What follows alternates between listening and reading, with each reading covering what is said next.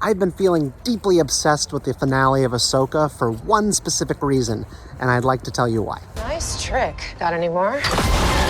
I've heard from a lot of Star Wars fans that the finale of Ahsoka was a little bit of a mess, mainly because it's unclear what is happening next for each character. Thrawn and Ezra Bridger are back in our normal galaxy, about to fight the New Republic with the Night Sisters, I guess. Baylan Skoll's actor Ray Stevenson is dead, and his character is wandering the wilderness, and his old apprentice Shin Hati has now taken over some kind of bandit army. And then there's Ahsoka and Sabine stranded in an actual galaxy far, far away, living with a hermit crab tribe in the middle of nowhere. But this is the point. To borrow from Lord of the Rings, all that is gold does not glitter. Not all those who wander are lost. Train yourself to let go, especially of all the plans that you have made for your life and what you want to do next. Ahsoka is not worried about their situation, even in the wilderness. Sabine, on the other hand, is distressed by this situation. She wonders if their friend Ezra Bridger made it home in one piece. She wonders how they can be useful in the galactic struggle against Grand Admiral Thrawn. But Ahsoka shuts all of that down. She says Ezra is where he needs to be, and so are we. In this moment lies one of the many hearts of Star Wars. Trust in the Force. Do you believe that it has a will? Do you believe that the power of the Force is greater than your own? Do you truly believe yourself a servant of the living Force, or are you a master of it? These are really important questions for a Jedi to ask themselves, because their opposites, the Sith, view themselves as masters of the Force. They bend it to their will, whereas the Jedi see themselves as following the Force's lead. They take their cues from the Force. Remember Qui-Gon and Obi-Wan when they are stuck on Tatooine in Star Wars Episode 1, The Phantom Menace. Qui-Gon believed it was the will of the Force that they found Anakin on this backwater planet. The Trade Federation cannon fire must have hit their Naboo starcruiser and damaged the hyperdrive so that they would land there and need repairs, and Anakin Skywalker would get out of slavery and onto the playing field of the galaxy to become a Jedi and then to become a Sith. This was always meant to be. Now, some people see a conflict between the idea of predestination and free will. I do not. There may be a bigger plan than you or I can see in the world or in the galaxy, one laid out by a god of the universe, and I may be a part of that plan. But I always have a choice in how I conduct myself over the course of realizing that destiny. Will I be dragged to my destiny kicking and screaming? I'm not going to Alderaan. I'm going to get home. It's late. I'm in for it as it is. Or will I just say yes? It's sort of like let Jesus take the wheel or let go and let God, but in Star Wars it's let go and let the Force. In my personal faith, I've been taught to see God's plan as a winding freeway in the forest with a lot of rocky side paths that go off with tempting shortcuts and really bad signage. You're free to choose any route that you would like. You can get lost on these so-called shortcuts for 20 years and then be dropped back on the main road at the end of your misadventure. The road, though, always remained.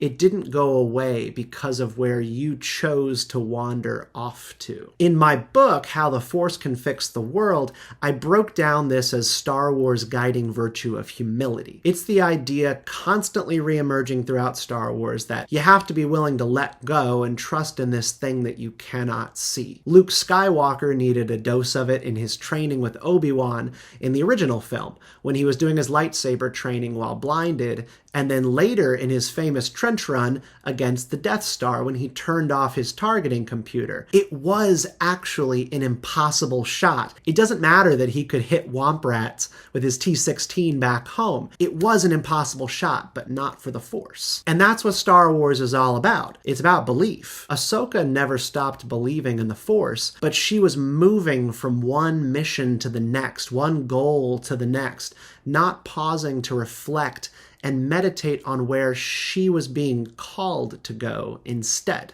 Remember, she pilots her ship into the mouth of a Purgle star whale and is content with assuming that it is going to take them across the galaxy to Ezra and Thrawn's location on Peridea.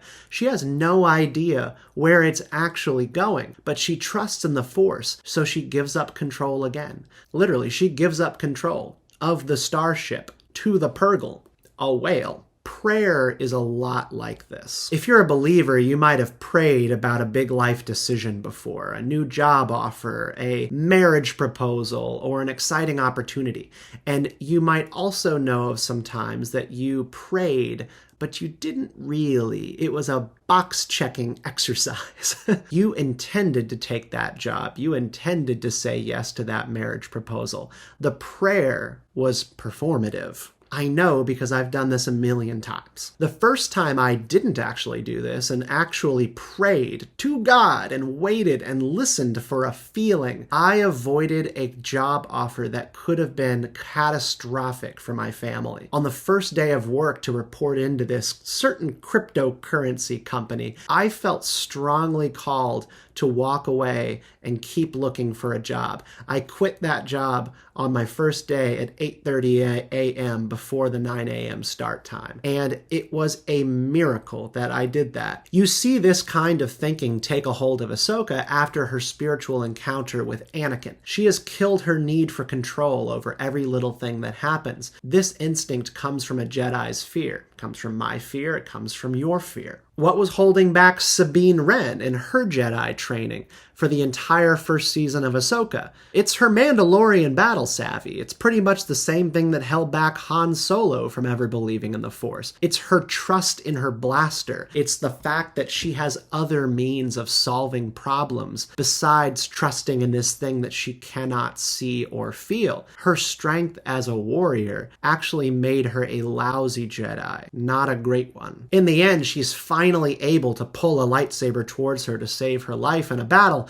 and also launch Ezra Bridger out over a chasm to board Grand Admiral Thrawn's Star Destroyer. And this is no different than Yoda and the lesson of the X-Wing on Dagobah in the swamp. When Yoda lifts the X-Wing out of the water, Luke Skywalker says, "I don't believe it," to which Yoda says, "That is why you fail." That is why you fail. To kind of tie all this together, in the Obi-Wan Kenobi TV series, Kenobi is isolated on Tatooine and wasting away in exile. He's reaching out to the Force almost every day to his dead master Qui-Gon Jinn, and no one is answering him. That prayer is going unanswered. Later in the show, while he's inside a hideaway for Jedi runaways, he reads these words carved onto a wall. Only when the eyes are closed can you truly see. This is called the way. Obi-Wan in the show is blinded by his guilt, his second guessing, and his shame. Only when he dispenses with those things can he move on. And only when he does that does Qui-Gon appear to him. Obi-Wan desperately needed to hear Darth Vader say to him, "I am not your failure, Obi-Wan." You didn't kill Anakin Skywalker.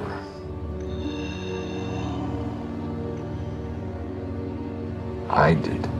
Qui-Gon could not appear to Obi-Wan until he was not focused on himself and his failures. He was fearful of his own shadow throughout most of this show. It could only happen for him once he trusted again in the will of the Force. And when you trust in the will of the Force, you're trusting in yourself. Imposter syndrome is a real bastard.